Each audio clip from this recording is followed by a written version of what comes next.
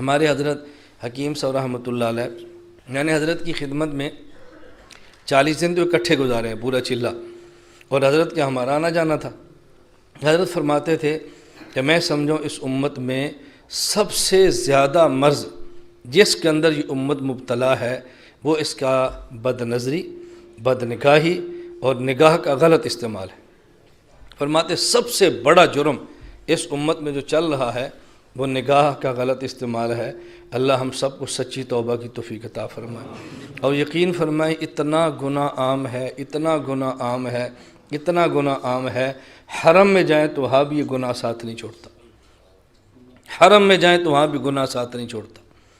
حرم میں دوران طواف تصویریں بن رہی ہیں، دوران طواف ویڈیو بن رہی ہیں، سعی بین صفا والمروہ ہو رہا ہے اور وہاں تصویریں بن رہی ہیں، اور اللہ محفوظ فرمائے بعض لوگ اپنے گھر والوں کے بجائے عام عورتوں کی ویڈیو بنا رہے ہوتے ہیں حرم کے اندر۔ حرم اس سے بڑا دنیا میں کوئی عذاب ہوگا؟ تو اس وقت سب سے بڑا جو فتنہ دنیا میں چل رہا ہے وہ ہماری نگاہ اور نظر کا فتنہ ہے، اور جب اس پر آدمی تھوڑا سا کنٹرول کرے تو اس پر بھی حدیث مبارک سن لیں۔ ظاہر ہے جب جتنا بڑا فتنہ ہوگا اس کا علاج کریں گے اور فتنے کے خلاف کام کریں گے، انعام بھی اتنا بڑا ہوگا نا۔ حدیث پاک میں ہے رسول اللہ صلی اللہ علیہ وسلم نے ارشاد فرمایا، حدیث قدسی ہے۔ حدیث قدسی کسے کہتے ہیں؟ هو الکلام الذی یبینہ النبی بلفظہ وینسب الی ربہ، ایسا کلام جو اللہ کے نبی اپنی زبان مبارک سے ارشاد فرمائے اور نسبت اللہ کی طرف کریں کہ میرے اللہ نے فرمایا ہے۔ حدیث قدسی میں اللہ فرماتے ہیں النظر سہم من سہام ابلیس مسموم، کہ یہ نگاہ شیطان کے زہریلے تیروں میں سے ایک تیر ہے۔ زہریلے تیروں میں، زہریلے تیر کا کام کیا ہوتا ہے؟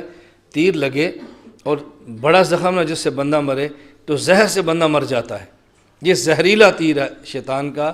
آگے اللہ کو فرمایا، اللہ نے حدیث قدسی میں حضور فرماتے ہیں فمن ترکھا مخافتی یا مخافۃ منی، جو شخص اس نگاہ کو روک لے، اللہ فرماتے ہیں میرے ڈر کی وجہ سے ابدلتہ ایمانا یجدہ فی حلاوتہ فی قلبہ، میں اس روکنے کے بدلے میں ایک ایسی اس کو ایمان کی لذت عطا فرماتا ہوں کہ جس کو بندہ اپنے دل میں خود محسوس کرتا ہے۔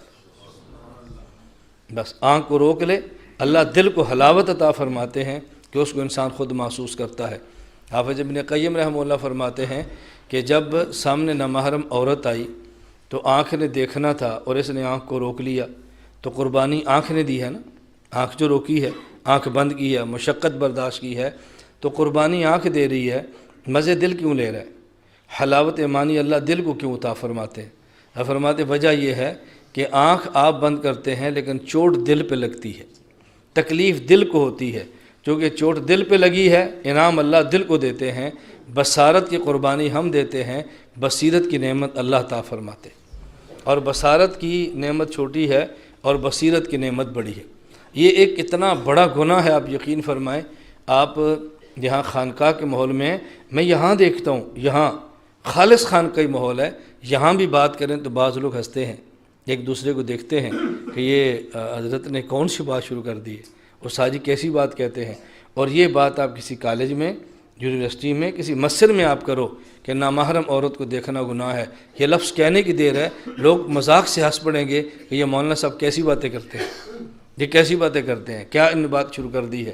اللہ ہم سب کی حفاظت فرمائے۔ تو ہم یہ طے کریں اور نیت کریں اور توبہ کریں کہ یا اللہ جو ہم بد نگاہی کا جرم پہلے کر چکے ہیں اپنے کرم سے معاف فرما دے، اور ہم آئندہ فیصلہ کرتے ہیں اللہ ہم اس گناہ سے بچیں گے، اور نہیں بچ سکتے جب تک آپ نہ چاہیں، لا حول ولا قوت الا باللہ، جب تک آپ نہ چاہیں ہم نہیں بچ سکتے۔ اللہ ہم سب کی حفاظت فرمائے اور اللہ ہمیں پوری شریعت پر عمل کرنے کی توفیق عطا فرمائے۔